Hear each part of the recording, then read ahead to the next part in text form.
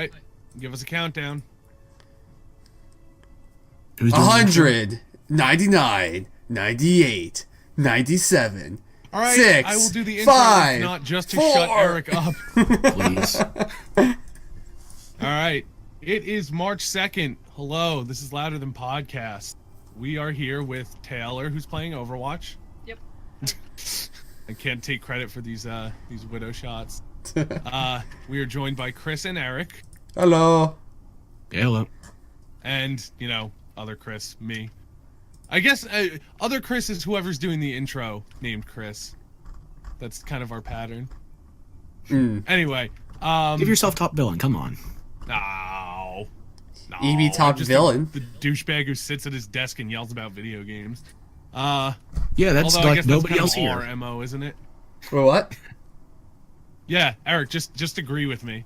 Sure, let's go with that. All right, yeah, you're a douchebag. His audio Anyway. might be drowned out because we're currently sleeting sideways. Yep. Yeah. Oh, by the way, we yeah, have a horrible storm going on right now. So That's why I picked really gentle jazz music for the background. I'm doing a cool. It's good rainy day music, even if the rain is sideways and toppling telephone poles.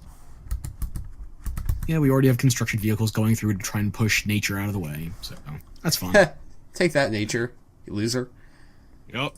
Oh, so okay, I said I wanted to start the podcast with that story. You were talking about A Million Ways to Die in the West. When Taylor and I went to see it, we GPS'd the wrong theater in her. There were like two in her town. Both were they were both Regal Cinemas or one of the the big ones. So I accidentally didn't tell her which street name I was GPSing. So we went to the wrong one, and I'm like, okay, whatever. We can make it, there'll be trailers. Maybe we'll miss the first 5 minutes. We'll just go across town. So we go to the other one, and I had the most hilarious but annoying exchange with the guy behind the counter.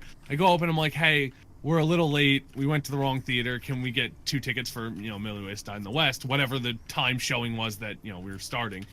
And he's like, oh, well, that one already started. I said, I know, we're late. Can I just, we just want to get in before, before we miss anything substantial. He's like, yeah, but it already started. You already missed out. I'm like, I know. And every minute I'm sitting here talking to you, I'm missing more of the movie. 2 tickets, please. And he gave me that look like, that's a very good point. Oh, yeah, you're right. I've never had like that. Well, because I'm usually not late for movies, but I just thought that was so funny that he didn't realize, like, if I'm sitting here asking you for the tickets, you sitting there telling me I'm late is making me later for the fucking movie. A billion ways to kill your viewing experience in the West. Yep. Also known as Loud on the Podcast. So, let's talk about our subjects today. Yeah. When do you guys start? Let's talk about, let's start with the big one. Trump talking to the game industry, or something along the line of that. That is, I don't think anything's going to come out of it, to be honest, but I'm trying to figure out who he's actually talking to, because, like, the ESA offered a statement that they have not received any contact, nor any of their affiliates. he's talking to EA. He dropped the S. But yeah. Like, there's a dollar sign hidden in EA, he thought it was just ESA accidentally. Whoops. But for real, like, I don't think it's going to be a problem. Or, like, anything will come out of it. I think it'll be as big a problem as Jack Thompson. It's just going to be a big media stink. Yep. And we all know what happened to him. Yeah, he faded into obscurity and is now compared to Anita Sarkeesian. And he lost his As a female. lawyer license, didn't he? Right? Wait, who did? Jack Thompson. Wait, I know that. He's the guy who... Was he the guy who was Video like... games are murder simulators. That's And him. Mario promoted the murder of animals or something like that. I thought that was PETA. Accurate. That's also PETA. Yeah. Yeah, I mean, it's like PETA being late to the party with Pokemon Black and Blue, and those are actual editions of the game, so... Those are fun. Yep. Have you actually ever played those? I watched a Let's Play of it, but I didn't play it myself. I played it for I'm sorry, I like... quietly stepped away from the computer. Are we talking about Jack Thompson? We were talking about Pokemon Black and Blue, but yes, Jack Thompson. But we're just saying, like, how Trump talking to the game industry kind of feels like the same situation where it might be like a small news story, but no one really cares, and it's not going to do anything. I don't think he has the ability to do much damage, but he's ignorant enough on the subject matter to at least annoy people for a good long time. Like, I'm gonna run potential damage control and say this is not a political podcast. It's just related to games. 100%, yes. So I did just you want to point insult that out. Hillary I have Clinton too, make it fair no and balanced. what. You want me to insult Hillary Clinton too? Make it fair and balanced. She's old. Okay, so I think we can all agree we can shit on like a thing that is related to the podcast without making it about a political policy. It's just stupid that any politician, whether you agree with them or not, is going after this. In our Yeah, opinion. the only important thing is that we save the bees. Exactly. Yeah. But no, I think one of the silliest parts of the statement was, from the minimal bit that I read about it, was the way that he said he wanted to meet with, quote, the games industry. I mean, that's like saying you want to meet with the auto industry. Like, what are you going to talk to Toyota, Ford, Honda? Like, which one? The industry isn't one company. It's He clearly a needs ton to of talk to fucking some. companies. He's gonna So- talk He needs to talk to somebody though. I mean, he was talking about how there needs to be a rating systems for games and movies. It's like, okay, the ESRB has existed ever since Jack Thompson, and movies have had ratings for longer than I've been alive. Yeah. Yeah. Well, and it's one thing to make a statement and address the gaming industry, because then it's, hey, if you're listening to this and you apply, then pay attention. But like, meeting with the games industry is like, what are you gonna get, like every indie developer ever in the room? Yeah, and also legislation is being bandied around right now. I mean, this is more loot boxes than it is for the violent video game stuff. But Chris Sleep introduced 4 bills into the Hawaiian state this past. Really? Yeah, it was in February. It's like 4 bills were introduced. I don't know if they've been passed yet, but basically they prohibit the sales of games that include optional randomized transactions to people under the age of 21. Well, I think the important thing to note here isn't that, or rather is that there's that separation though of how are we marketing the games to people, how are we doing business versus the content in the business. Do you get what I'm saying? Yeah, I mean, we're not full-blown Joe Camel yet. It's just, like, we're talking, what was it? I forget which state it was. I think it was Rhode Island. That was talking about possibly instating a violent video game tax. And they didn't offer any details on, like, the age ratings or, like, the content that would merit it. But they would want to introduce an additional, like, surcharge on top of those game prices. That's See, like all the games, though. At that point, that is almost a form of censorship, because it's using tactics to discourage people from consuming a certain kind of content. I'm not entirely on board with you on that one, just because, like, you look at current game retailers or just stores that sell games, and they don't stock anything with an AO rating on it. And it's arguably because they don't have a section designated for it that they can enforce, like, I don't know what you would call it, but it's like in old video stores where they would basically have that porn section that wasn't a porn section, it was just behind a curtain. Well, And- there's the difference though between a company deciding they don't want to be involved and there being a governmental tax. Yeah, but it's not like they're talking about making it prohibitively expensive. Like, we're not going to Australia prices on violent video games, but we But are anything, getting to... like why should I have to pay more if I play Mario games and enjoy Mario games, which I do, and they're the easily most family recognizable, wholesome brand, even if you are jumping on things. But and you violently killing assault them. animals and have... Yeah, that's the thing. Right, If you really right. want to go It's out like racial there, depictions of It's gonna come up. Italians. But like, other than that, it's family friendly, it's wholesome, whatever. If I play that and I want to go out and pick up the newest Mortal Kombat game, why should I be, why should business be any different on a governmental level of, oh, well, you want to consume this content, it's violent, so pay up. Like, no, I'm buying a video game. The retailer prices it, the manufacturer can have their MSRP, whatever. That's all private, that's their decisions. But for the government to tell me, if you want violence in your video games, you got to pay up for it, when that has nothing to do with the cost of a game. Okay, I think I see where you're coming from now. It's like, Yeah, the like market by all dictates, means, not like illegal. you can not stock a violent video game if you want to, because that's your choice as a private retailer. The government is not running you. But when my country is telling me you should be monetarily punished for wanting content that is more violent, that's wrong to me. No, I agree. Like, does this remind anybody else of Hatred when it came out recently? Or recently, like a couple years ago? which one was that? Oh yeah, I Hatred remember was that the one. really, really Shooter. bad twin stick shooter. And they're Yeah, it's like, oh, the we won't game be only as sold edgy. off of Yeah, the game only sold off of controversy. The only other interesting thing about it was the lighting system. Nothing else could to it. Yeah. But the thing is that retailers were refusing to stock it based on not the content, because they actually had more violent and sadistic content on Twitch, but because of the themes and how it wasn't meant to be cathartic in the sense of like a postal, but it was just meant to be, well, as the name states, hate. And Yeah. people were lambasting it just on that. And I really believe that, like, you have every right to make a game like that. It just doesn't necessarily mean people are gonna like it. I thought it was overtly edgy. It didn't look like it was even a fun game, like, mechanically. But I defend to the death their right to make it, and, you know, not be governmentally shut down or discouraged in any way. I'll give my sob story on video games being violent. Instead of being told, oh, you're not allowed to see this stuff, blah blah blah, and or you know, potentially worse, just being given a free pass to play whatever games I wanted. I was fortunate. I grew up in a house where my parents understood video games. My mom and my dad both played them, especially my dad.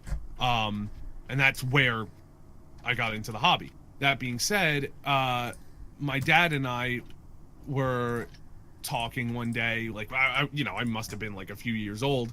The PS1 was coming out, and he's like, oh, should we get this? And I was like, yeah, that's awesome. And he saw Resident Evil, and he was a big, like, zombie movie fan, like George Romero and stuff. He's like, oh my god, like, you know, we have to get this game.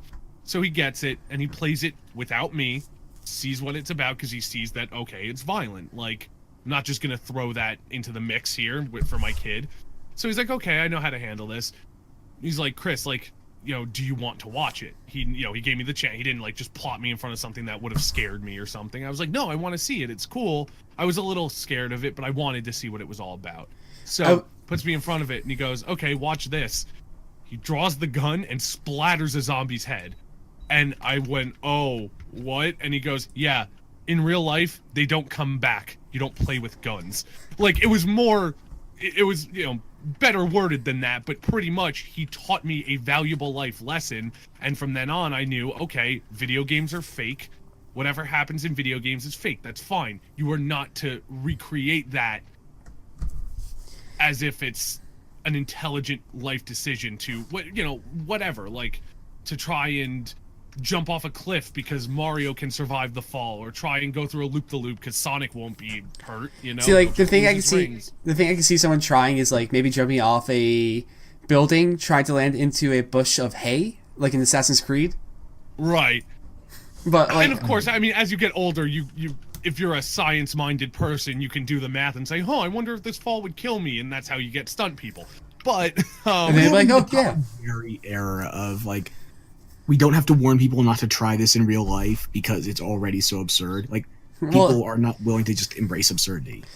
Well, yeah. You know, we got the whole typod thing happening, so I think that's out the window. And that's kind of the two sides of the same coin to me. We're saying, like, oh, blah, blah, blah, like, you know, Tide is running all this damage control and shit, and it's like, why should video game creators or, you know, fucking detergent manufacturers like, you're like, I'm not even saying, like, the standard, like, oh, where are the parents suck, but, like, to an extent that is what I'm thinking, because my parents, I'm fortunate, I'm completely blessed to have had parents who paid attention, you know?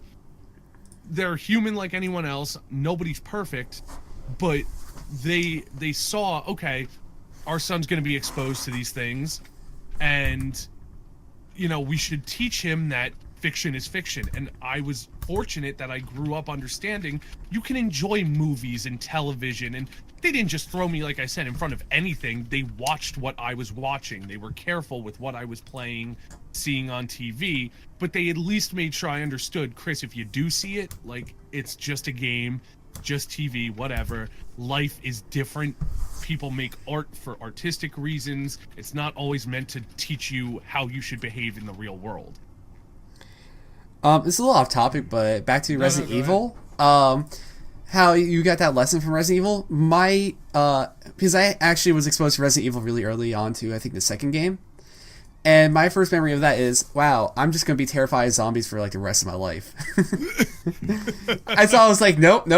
And for, like, the next, like, 10 years, I was like, the only horror movie monster I could be afraid of was, like, a zombie. Did you develop a fear of dogs while you were at it? No, dogs were pretty cool.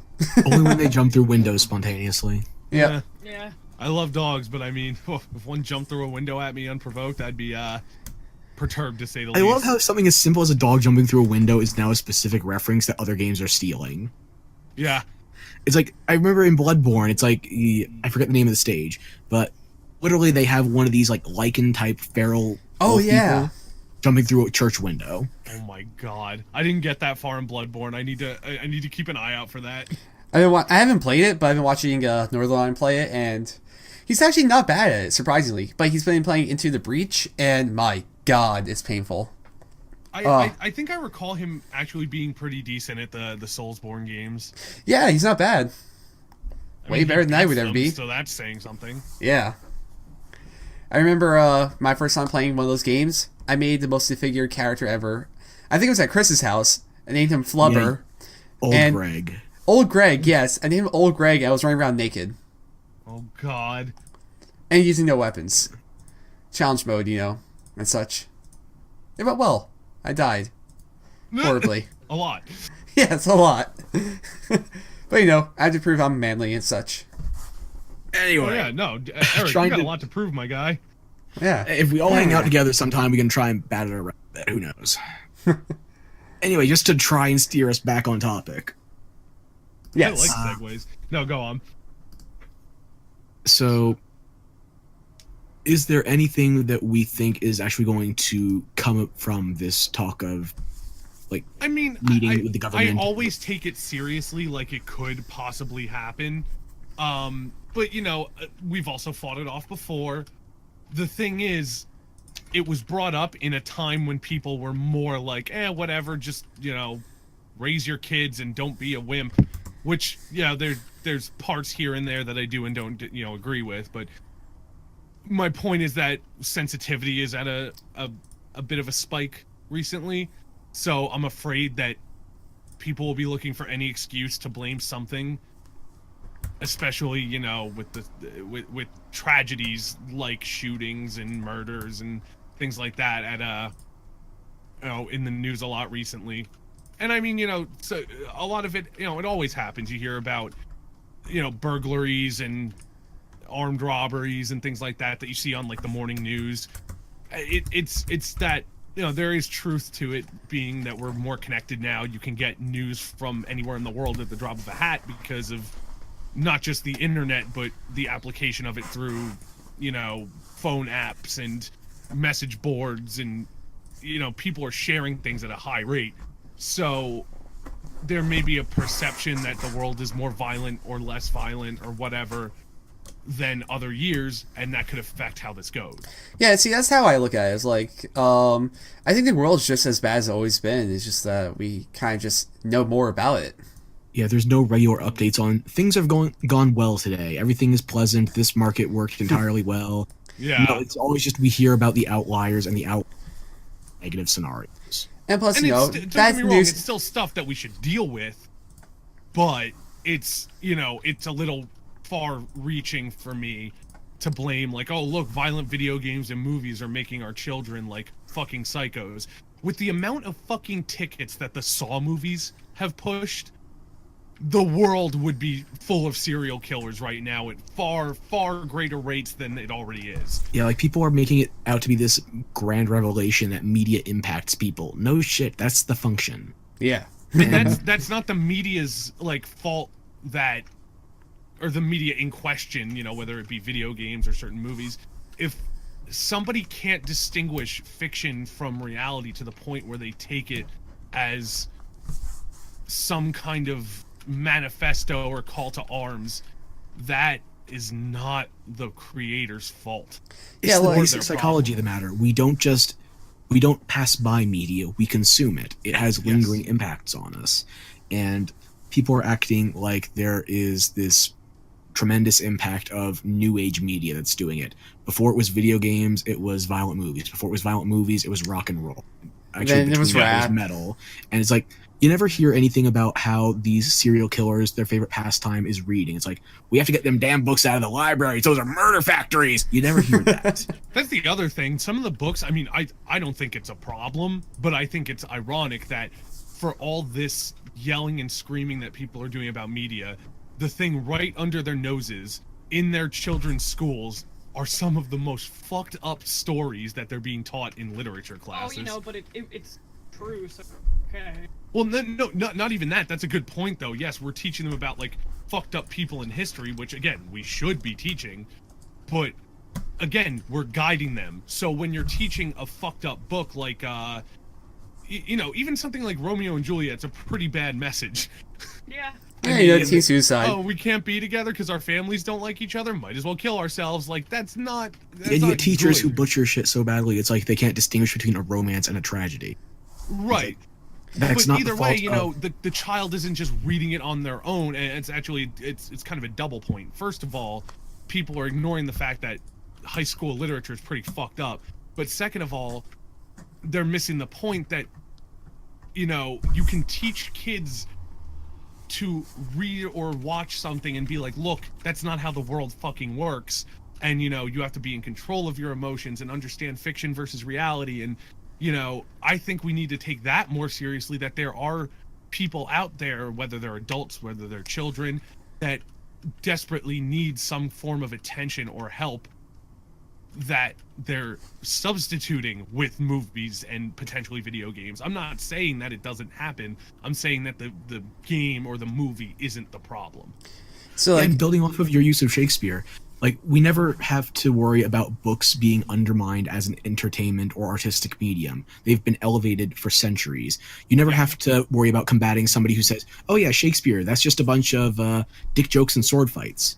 If you want to break it down to its bare bones, Shakespeare was very pop culture at the time. And the fact is that he's been heralded as such a classic that his works are considered untouchable. Even when you get to the more sadistic or erotic parts of his library, people always hold it in high regards because he's Shakespeare. Like, you could not get somebody making up that many of their own words and just give them a free pass nowadays. You'd have to be Tolkien, George R.R. Martin, or you'd be lambasted. So, like, we also should look at, like, the brighter side of, like, so a lot of people, when they talk about, like, how movies or games influence people, it's always, like, a bad influence, but should also talk about, like, the good influences on people. Like, for me, I get influenced a lot by media I'm into. So, like, when I was watching Westworld, I was like, man, I really want to go ride a horse right now. Or when I was watching the Harry Potter, or listening to the Harry Potter series, the audiobooks, I was like, man, I'm going to have to go to Universal and be a wizard. And then I was a wizard that Halloween. Man. And then, like, when I was watching Game of Thrones, I was like, oh, man, maybe LARPing isn't that bad of a thing. Well, I think what it boils down to is there's a difference between, hey, I should just do whatever a movie or or a video game tells me to, and hey, this is expanding my ideological horizons. Like, hey, I've never seen people riding horses before, maybe I'll look into it. Or hey, even if it's something good, bad, or otherwise, it's more that it encourages you to learn the truth about things instead of going, that's how it worked in the movie, that's how it works in real life. So, like, that's like the difference, you know what I mean? The real question is, how many people started cooking meth after watching Breaking Bad? I know of several birthday parties that had Blue Rock candy, so they're trying. Well, and that's well, and that's the thing. Like, you're supposed to.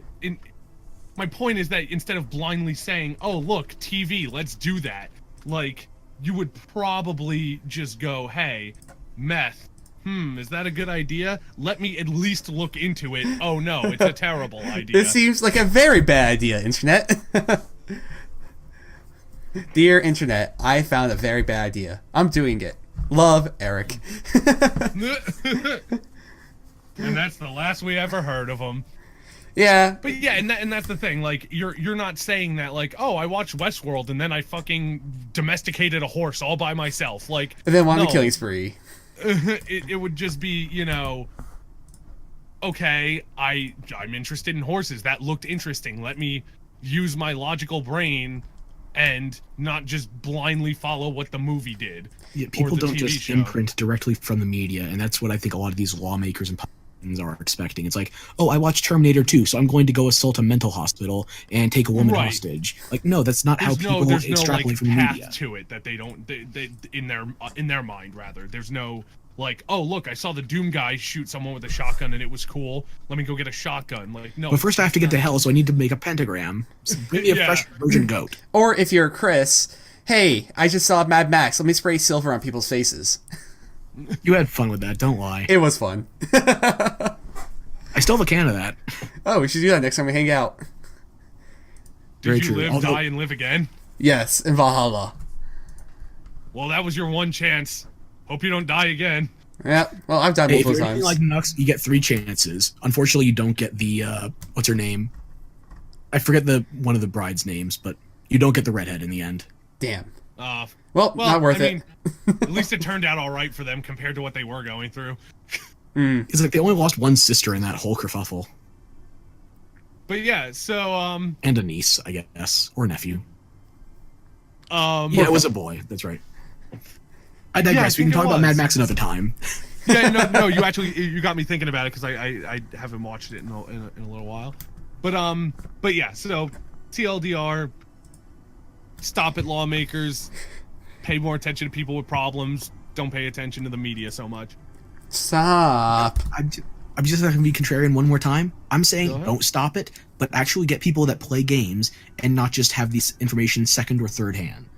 Like, make sure when you talk to the industry, you're actually speaking to consumers and content creators. Oh, wait, not yeah. just one, the other, or neither. Well, I mean, stop it with like, don't stop trying to learn and become familiar, but stop trying to just launch a campaign against. Like I can tell, whenever shit like this happens, the people who are trying to change things already have it in their head that something should be done, and they just go at it without thinking, is it a problem? They're saying it is a problem that needs to stop.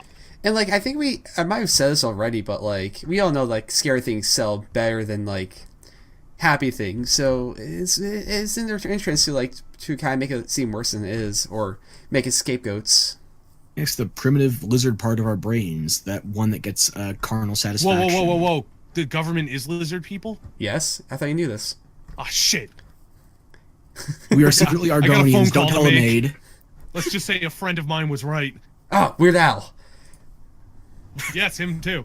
By the way, PSA, the Hamilton polka fucking slaps.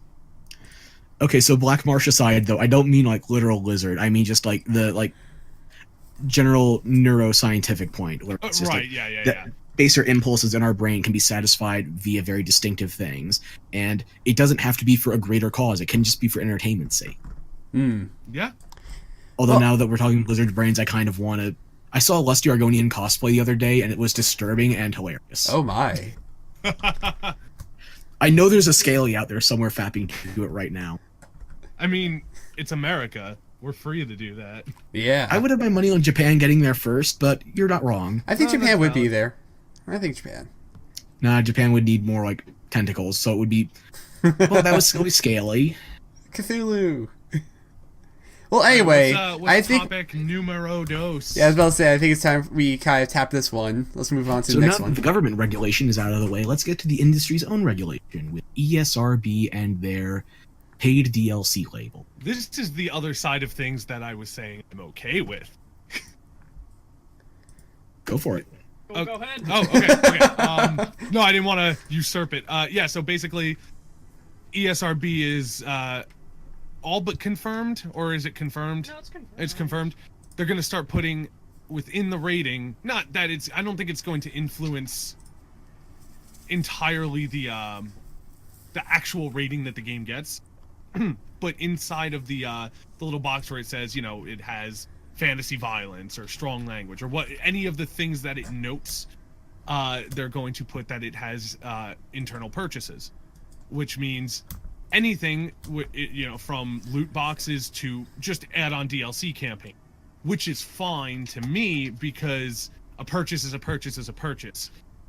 The consumer should know that what they're buying or who they are buying is trying to, you know, possibly milk more money out of them in the long run, especially if you're buying a gift for somebody or buying it for a child in your family that, you know, one of your credit cards is going to be tied to.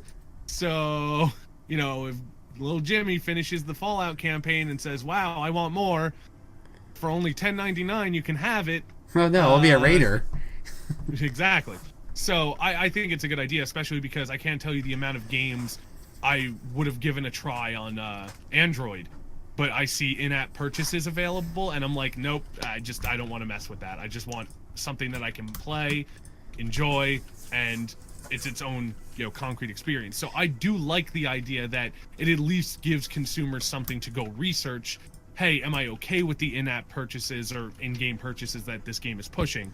Oh, it's just a new DLC campaign? That's fine by me. That's more to like.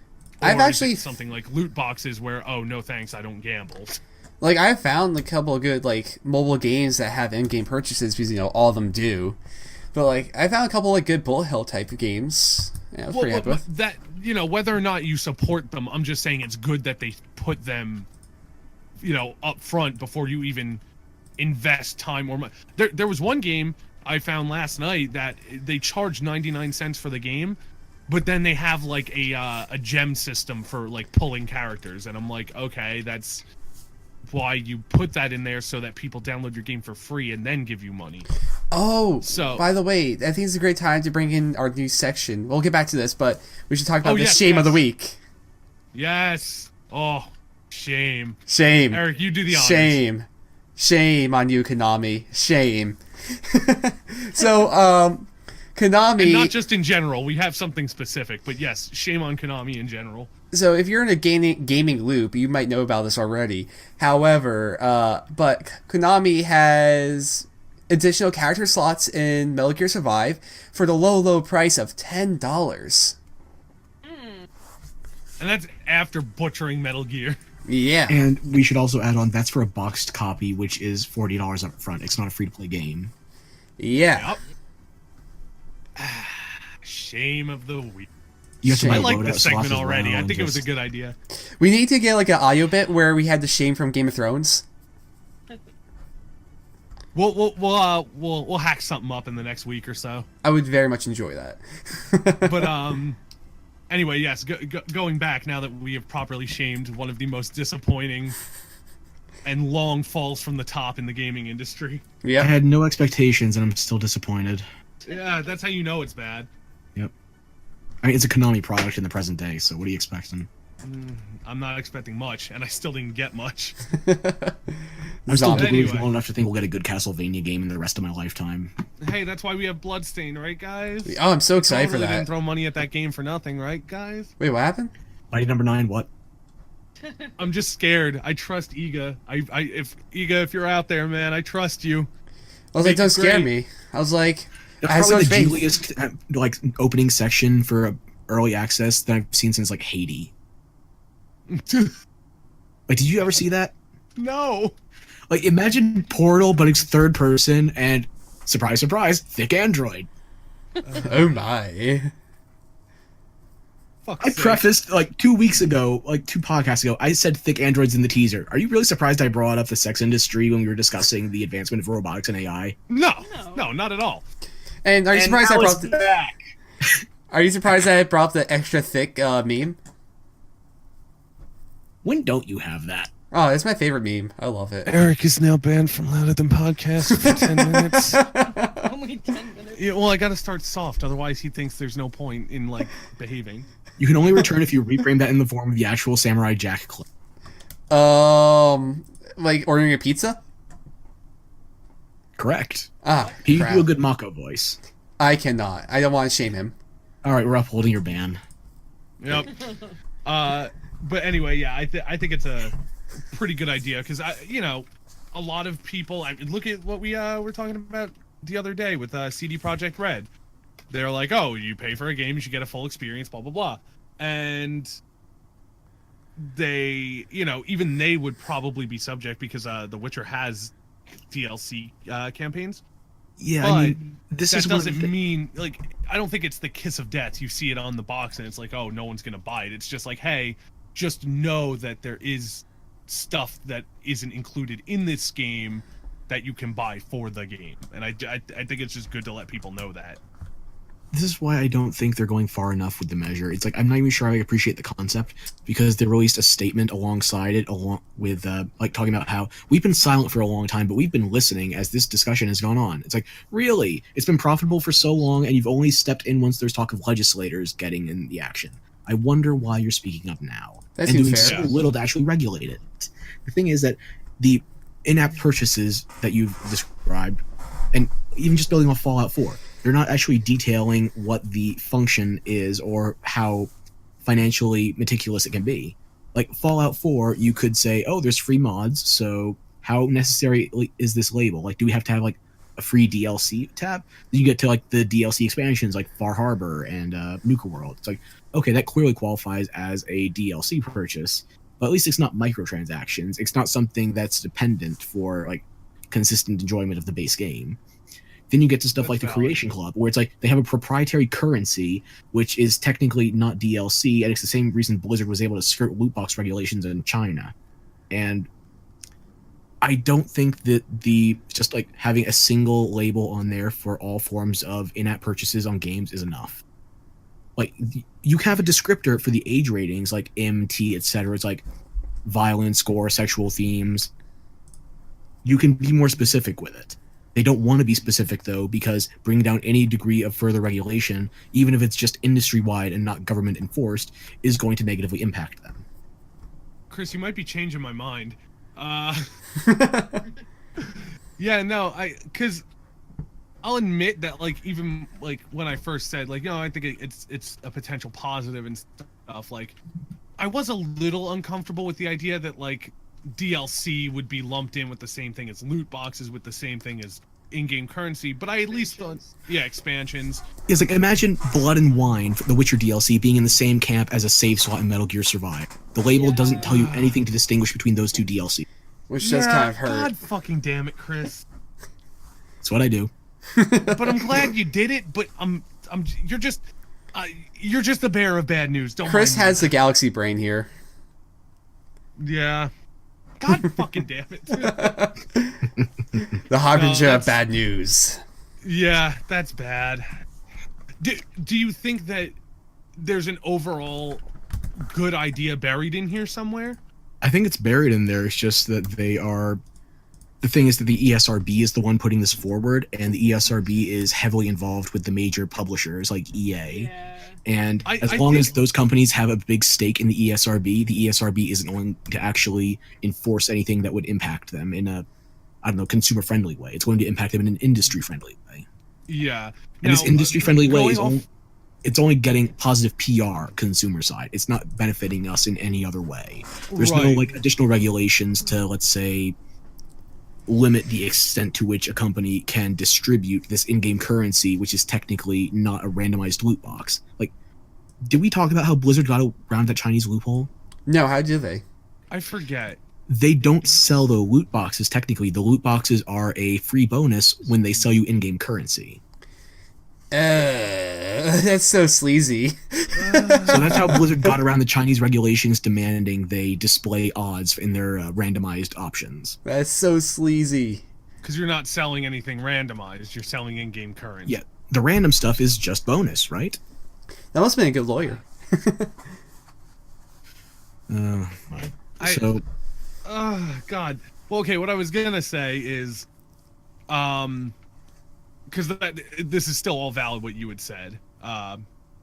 mine is kind of a side thing, but first of all, I do think it's a little weird that it's being lumped in with an age rating for in-game content.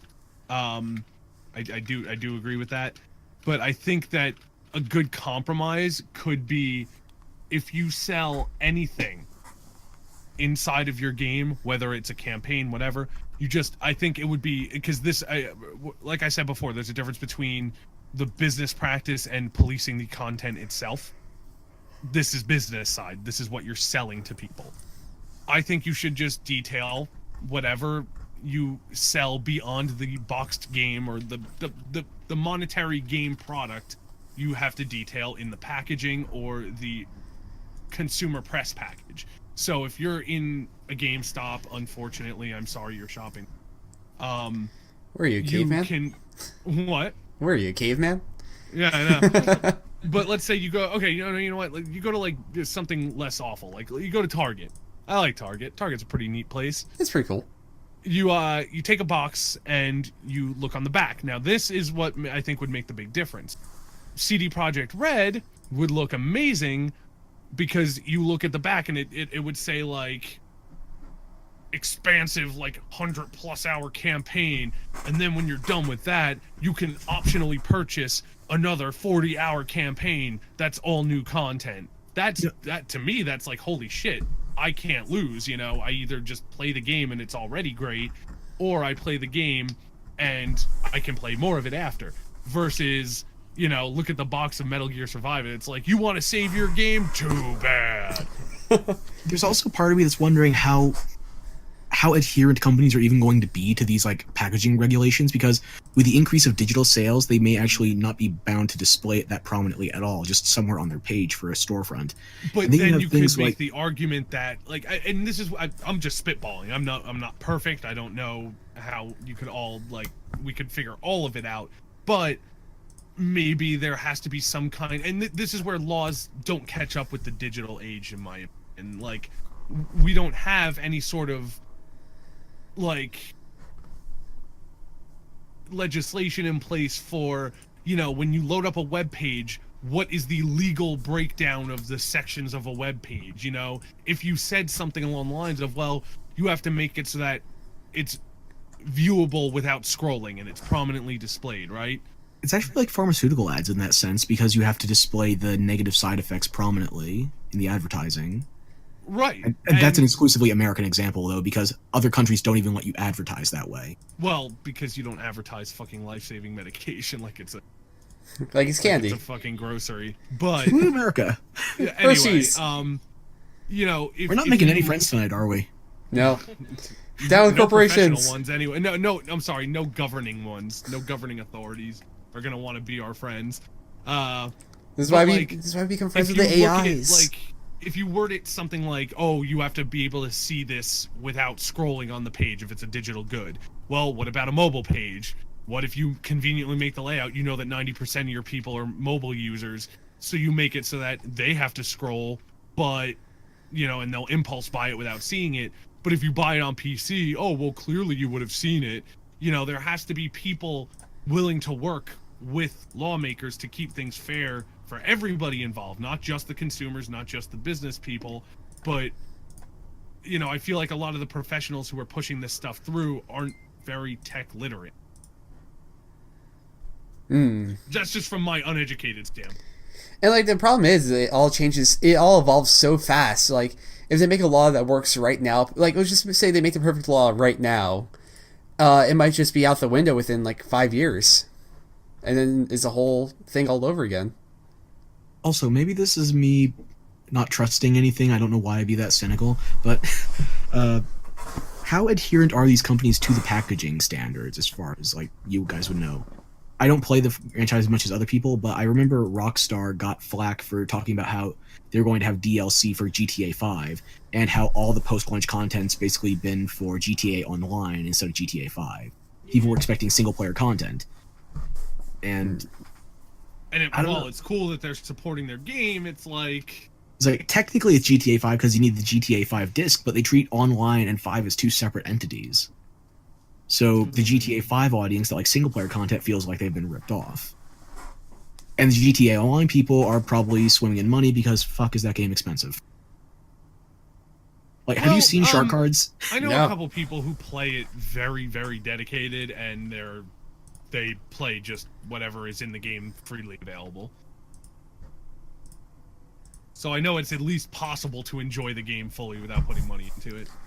Okay. Okay. I'm trying to think of other It may games that not would be have done that super off the top of easy, my but head. I know it can be done at least. I'm trying to think of other games that would be not strictly adhering to their, for lack of a better word, packaged promises. Right. And Well, I'm just thinking about that. That Thank just you, may from be where we have to be harder on it. Like, I mean, like, if they're not listening and adhering properly, like, you can make a case in court that, like, no way in hell does this fit the intended nature of the guidelines. Well, then fucking change it. Or How do we get harder on them, though? I mean, we're talking about how we don't want government regulation in here because they are so technologically, I'm using retarded here in the definition sense, not this. They have been retarded so much in terms of like political progress versus technological progress. The two fields are so vastly different in terms of pacing. I that think they it's one of cannot those keep up. unfortunate situations where we have to fix one before we can fix the other. Then we need people. Again, this is spitballing. I'm no political or governmental expert, but like we might just need to get on track with lawmakers who are also technologically literate, or give them advisors, or fucking something. I'd rather trust a senior citizen singing heavy metal after doing a Lord of the Rings cameo than our current senators, but we can't pick our Chris Lees, can we? I mean, unfortunately, no. And that's Was nobody like- else confused by that? Like Chris Lee and Christopher Lee? Was I the only one? I didn't get it. Well, I don't pay attention to the political spectrum enough, but I got the joke. But And you that's didn't laugh either. You're that's also more of my good metal taste. and Lord of the Rings knowledge coming through. Excellent. Okay, so you have high enough standards to not fall for that. Keep going. But yeah, like, it's just one of those things where we're unfortunately not in like industry territory. Like I'm at least somewhat savvy with business. Like I understand business to an extent. I don't really understand politics, nor do I pretend to. It's just unfortunate that, it affects Everyone, us, especially yeah. on a level that's appropriate for this podcast, where like these are two big things that our opinions as consumers matter on a lot, but God, the solving it issue goes back to fucking governmental stuff. Yeah, you might not be interested in politics, but politicians are interested in you. Yeah, exactly. It's just also frustrating. Yeah. Well, yeah, because like I feel like a self-admitted fucking moron when it's like, oh, hey, like, how do we fix this? And I just go, duh, lawmakers who know computers. And Chris, reasonably says, well, look, how do we do that? And I'm just like, yeah, yup. Well, this is got why I tactically put myself in timeout so I don't have to talk for this section. You fucking Oh, come bastard. on. Bury yourself in the deeper holes like the rest of us. Come on. Yeah. Well, my response would probably be very similar to Chris's. Smarter government. Yeah, no, and it's like, like I said, my best answer for Chris was that, how do we do that if our lawmakers aren't very tech savvy? Make them tech savvy and then tackle the problem later. Like, I don't know. Our government's not tech savvy enough to like litigate it properly, and the industry is self-regulated currently, and the self-regulation is not going to improve things for the consumers. I just do not see a way for this to improve in the immediate future. Well, I mean, and look, and I say this with Wasn't the utmost respect for the citizens of Hawaii, because I'm on their side here. Look at how they got fucking scared into thinking they were about to be all killed. Somebody yeah. clicked a button that was next to another button. by accident? Why Our should tech that support even be failed. that easy to do? Like, it's way easier to have somebody like, set up a usable fucking UI and have it that, oh, you can't accidentally just set off the death alarm. Yeah, it's like how there's still nuclear facilities in the United States that have floppy drives. Like, I Like don't that- know how yeah. that... That's pretty metal. I'm not gonna lie. No, this isn't a 1980s anime. It's not Sailor Moon where the world hangs on a floppy disk. I thought you were gonna say that's Austin fucking Powers. scary. And not from a political like standpoint, just from an IT standpoint. Like knowing the shit I've fixed over the years for myself and others. So wait, would it be Like, easier? you fuck over the Cold War with a magnet. Now. Wait, It's just I mean, like, would it be easier or harder to break into that computer nowadays? depends on the operating system more so than the like data storage. Yeah, and I think the scariest part is it's not that. Well, first of all, it's probably not all that secure to begin with, being on older hardware, but it's even scarier that the people who you're supposed to be trusting to use it right could fuck it up. It's Yeah, one you thing have for to- somebody to hack into a mainframe like in the fucking movies and like, well, what are you gonna do? Like, it's a totally different thing for it to be the people who are supposed to be using it properly. Hey, Angelina Jolie in latex solves everything. Hackers taught us that. Well, this is valid. This is true. Just don't mention her ex-husband's blood vial around her neck and you're gone. Yeah. Wait, is that a thing? I don't know if she still has it, but Well, but it was absolutely a thing that happened in our history. That's weird. Yeah. Okay, that's pretty wild. Voted. I like Give it. her that, but Yeah. weird. So let's move on to our next topic. Yes. we close it on a high note. Yeah. So I actually just found out about this today because I don't pay attention to anything. Yeah, we only sent it to you in our fucking chat. Yeah, things happen and stuff happens, and then you guys talk about a lot of things. And I don't look up. Well, you gotta look up, Eric. Don't worry, I caught up already. We're good. Ion Maiden looks pretty cool. I'm loving the new art style for it, which is retro, not really new. But hey, it looks great. To quote Chris in the chat that Eric didn't fucking read. What do you know? A 20-year-old game engine is now a selling point. Well, Also, Duke explain- Nukem 3D is 22 years old, and I feel even older.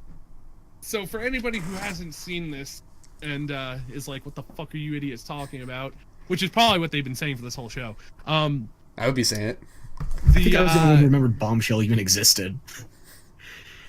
You 3D didn't miss Realms, much the if you creators of the very well-established Duke Nukem series that totally didn't get any bad press in the last decade, and I'll still defend that forever wasn't that bad. You can But- see as much bad It- press as you can see John Cena. Just saying. See, the problem was it was just so hyped up. Anyway, 14 years of development, is it, hell and Chris, hype. is it the same devs? Same studio. I don't know if it's the same exact team. Well, okay, so It's that's 3D where Realms. this could split. But bottom line is that the studio that is responsible for fucking Duke Nukem and Shadow Warrior are using that influential engine to make a new first-person shooter. And I think that's awesome, not because of nostalgia or anything like that. It's because I personally think the first-person shooter genre has gotten bleh over the years.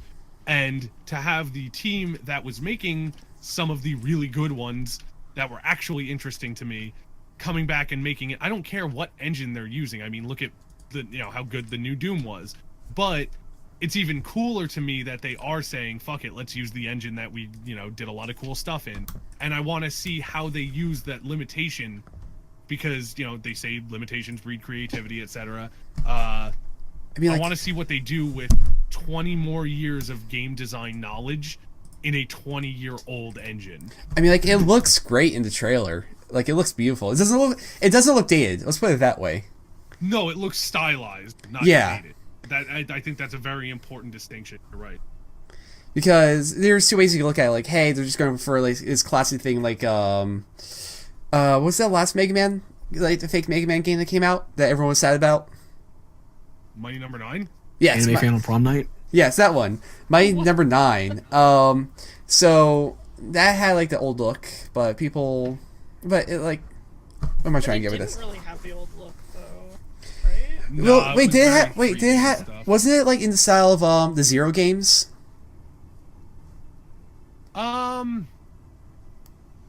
So, It went through arguably- several art direction changes. I'm just gonna say that because I'm too frustrated with it. I could be wrong Yeah. about the style. You It also does might not- be thinking of Gunvolt, which was the good series. Yeah, Mighty They Number did- 9 does not look like a classic or vintage graphical style. It just looks old, not well aging. Yeah. Whereas Gunvolt was done in pixel style. Oh, no, But actually, better, I guess. Never mind. You finish what you're saying.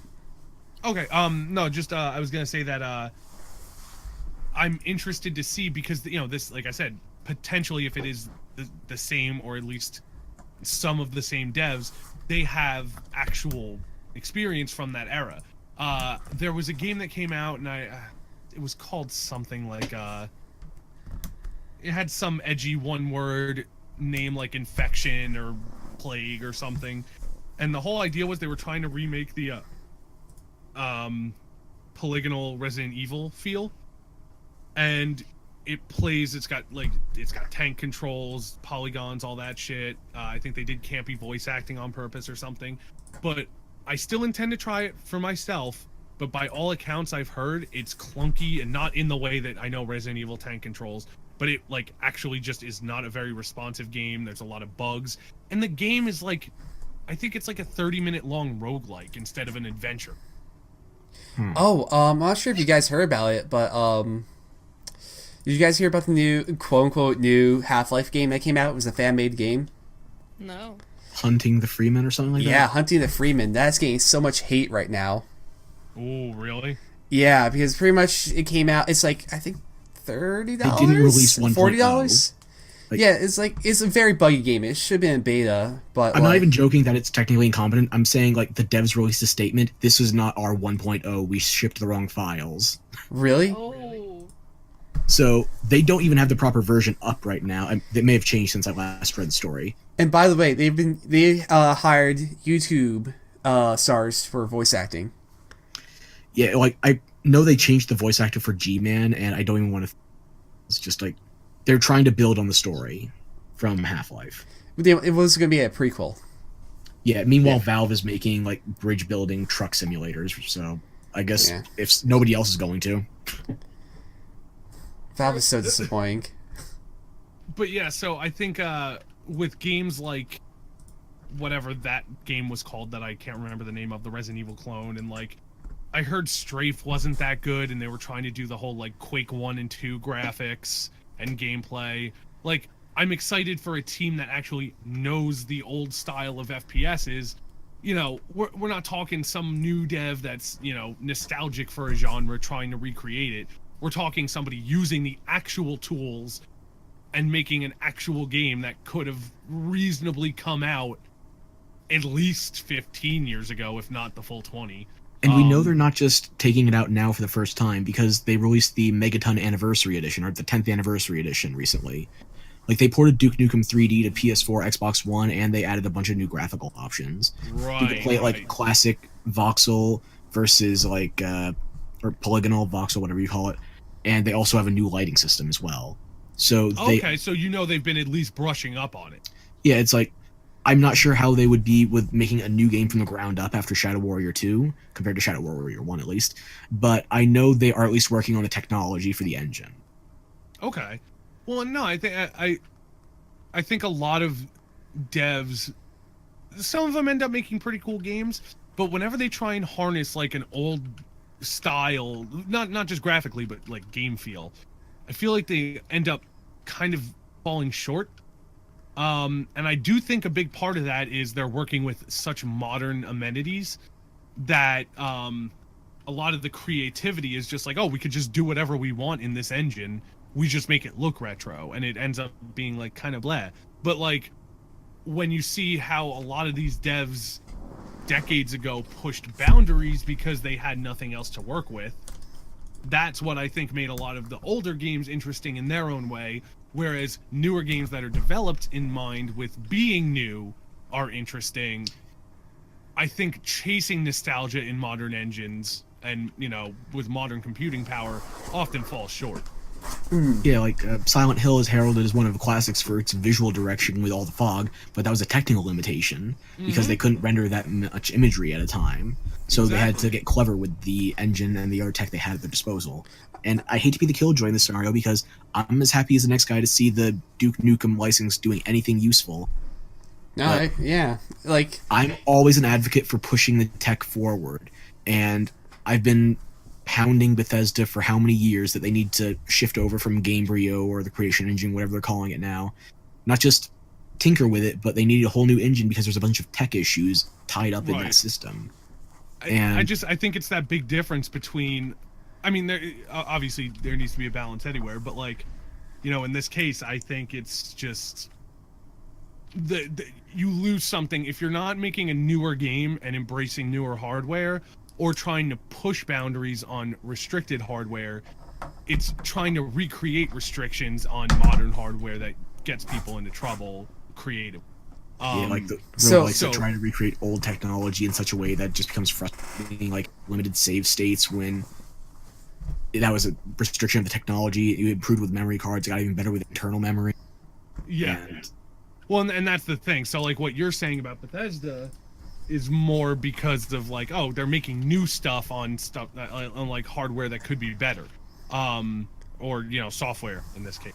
But when it comes to Ion Maiden, I'm really excited because it's meant to, you know, be an older style game. And I think they run less risk of overkilling it by using what's technically, you know, an outdated engine.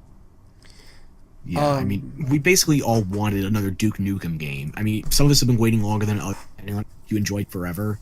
Yeah. And if all you want is just another Duke Nukem game, and that's the tried and true like system for it, then I guess they're aiming their they got the right market size. Let's put it that way. I don't think there's anything necessarily wrong with doing that once in a while. I don't think we're ever gonna. I personally don't think people are gonna stop wanting to be new and creative. So if people want to make games that are evocative of older, and even still making new things in an old style with old tech, pushes ideas forward in a different way, I'd argue. To be honest, like, I feel like if we don't oversaturate the market with this style after it comes out, like, there's a tendency of people jumping on the bandwagon once like a new style comes out. Or a retro style comes out. Even with new stuff. Look at fucking Battle Royale games now. I know, I'm just saying, like, as long as we don't oversaturate it, I'm completely cool with it. Like, I think it'll be fun. Yeah, and we've also seen what happens when they try doing a bombshell game in the new tech, so the old might serve them better. Oh, Fingers crossed Ion Maiden's decent. Yeah, I'm excited. Yeah. Like, I have seen a couple of, like, indie devs work on games like that recently, but it doesn't have, like, the polish that I saw in the trailer. Like, this has like some spit and shine on it, if you know what I mean. Dude, the parts that they showed in the trailer were very, very well picked, in my opinion. Like, they showed good scenes to get you hyped for a fucking like Duke Nukem style, like blow shit up, kill things game. So, you know what game series I would love to see in that style also? I would love to see Serious Sam in that style. That would be cool, because Serious Sam started as a more 3D era, you know, example of things. I would love to see them, like, dude, you could even, oh my god, imagine Duke Nukem and Serious Sam, like, dude, the testosterone versus Double Dragon style. Dude, the testosterone would be off the charts. It would be fucking hilarious. I would love that game. Hey devs, if you're listening, you know what to do. And you could do the thing that Capcom and Namco were actually supposed to do. You could do Serious Sam with Duke Nukem in the Duke Nukem engine, and then you could do Duke Nukem with Serious Sam in the Serious Sam engine. But I'm just throwing that out there. Oh yeah, Street Fighter Cross Tekken. They never released the second one, did they? And I was more excited for Tekken Cross Street Fighter because I like Namco more. The struggle is real. Did they ever release a statement on why they didn't? I think it just got pushed to the back burner. It's technically still in production, I think. Like, somewhere. I already made a Duke Nukem Forever joke. Namco with, like, knives in it. Like... I don't know. So, do we have anything else to talk about? Or do you think this is a good time to wrap up the segment? Oh, yeah. Yeah, no, we're... Good show. We're done, boys. Yeah, I think we hit our time. How's Overwatch going? Good. Just doing some CTF. You know, people are cursing at her and her brother while they're playing on a team together. You know, family bonding time. Yeah, you know. As families should do. Hey, at least I get to see Moira now. No David Bowie, unfortunately. What? I think it's glam or punk, one of those skins. It's basically David Bowie. Oh yeah. The black and blue one. Oh, Yeah. it's so cool. Oh, beautiful. All right, well, we should wrap this up before we just start gushing over Taylor's Overwatch play. Impressive though it may be. Oh, go. Please, gosh. Please, I'm begging you, sponsors, if you're listening. Tell me I'm good. Get me on that team. Is this like the new age tell me I'm pretty? Tell me my headshots are impressive. I don't want a girl to tell me I'm handsome. I want a girl to tell me my frags are killer. Why do you sound like a GameFly commercial? What the hell? Oh my god. Dude, I don't know why. Good. Remember how terrible that service was? I would put games on there like weeks in advance and not get them because I didn't put them on months in advance. Eat my ass, GameFly. Go under. Dude, I think the last game I was good with a sniper, I think was Team Fortress 2. So play Overwatch and just play Widow. There you go. No, dude, for some reason with Widow, I can't. I think it's because I memorized the layouts of the maps. It really helps. No, I know what you mean. But like, there's a lot of factors to sniping that aren't just, hey, is your mouse hand steady? Like, yeah, he's like in There's TF2. people who can do it though. I mean, like I played Mordecai the sniper in Borderlands 1, and I used a shotgun. I use a revolver. wait, but don't forget, I have minimal experience in Borderlands, but I still know what it's like. Was it a sniper shotgun? No, it was a scattergun. Okay. Dude, I was rocking you know what a I mean? pistol. Like, that's the kind of game where it would be like, oh, like spread shot that actually is just like 10 sniper bullets in a straight line. Dude, I was rocking a pistol that was shooting like a machine gun. Yeah. If I was dealing with anything that far away, I just used my falconry abilities on them and sent Bloodwing in. I want to take this opportunity to tell Dodge Roll Games that two of my favorite game weapons of all time are the bullet and the shell that fire handguns and shotguns as bullets respectively. Oh, Enter the Gungeon. Yup. That game is so hard. I'm gonna be streaming that soon. I've been missing it. Oh, when are we doing the game stream, by the way? I'd like to do it this weekend at some point if you're down. I am You working said the rest of tomorrow this you're free, weekend. right? Nope. Oh, I'll wait, let you shit. guys know. I might be busy. Well, we'll do it in the next few days regardless, because I know Eric said he was busy. I forgot today is the day he was off, so. Yep. We'll figure it out, though. Yeah, Good show, we'll guys. wait on my Also, account. You guys have hello, fun. Dan and Dara. They said hi to me on stream. Hello. Eric says hi also. All right, guys. Good show. Bye. Later. Bye. It's been fun.